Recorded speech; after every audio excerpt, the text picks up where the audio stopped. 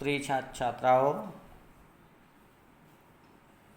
काव्य के खंड में आपने दूसरे पाठ सूरदास जी के विनय नामक शीर्षक के पहले पद का अध्ययन किया। आज हम दूसरे पद का अध्ययन करेंगे। तो देखें, मेरो मन अनत कहाँ सुख पावे, जैसे उड़ जहाज को पक्षी फिर जहाज पर आवे। कमल नयन को छोड़ मातम और देव को धावे, परम गंग को छोड़ प्यासो दुर्मत कूप खनावे। जी मधुकर अम्बुज रस चाख्यो, क्यों करील फल पावे, सूरदास प्रभ काम देन तज छेरी कौन दुआवे। इन पंक्तियों में सूरदास जी ने अपने आराध्य भगवान श्री कृष्ण की महानता का वर्णन किया है और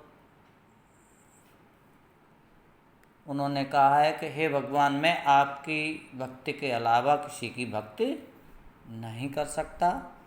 जैसा कि पहली लाइन में ही ये दिया है, साबित हो जाता है उनका भाव, मेरा मन अनंत कहाँ सुख पावे।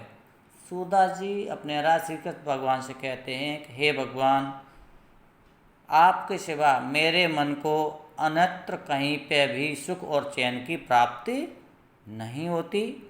सूरदास जी उदाहरण देके बात समझाने की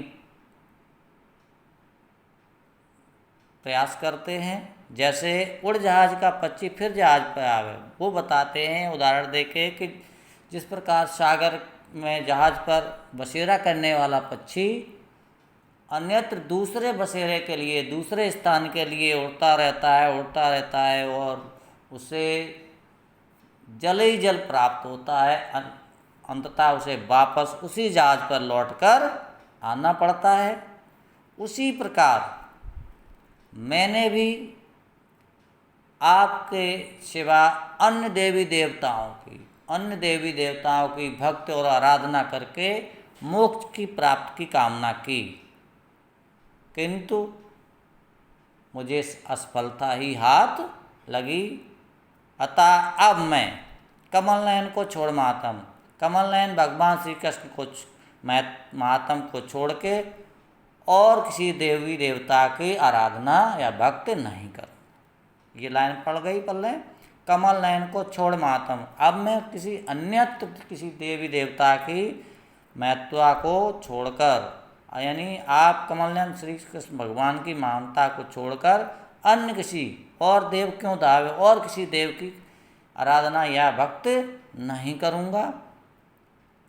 मेरे लिए अन्य किसी देवी देवता की भक्ति करना ठीक उसी प्रकार की होगी जिस प्रकार परम गंग को छोड़ प्यासो दुर्मत कूप खनावे, यानी जिसके पास नितांत मूर्ख व्यक्ति होगा जो परम महिमाशाली जो गंगा है उसको छोड़कर अपनी प्यास बुझाने के लिए दुर्मत कूप है, यानी दुर्बुद्ध ही हो या बेवकूफ़ ही होगा जो कुआं खोदने का व्यर्थ प्रयास करेगा।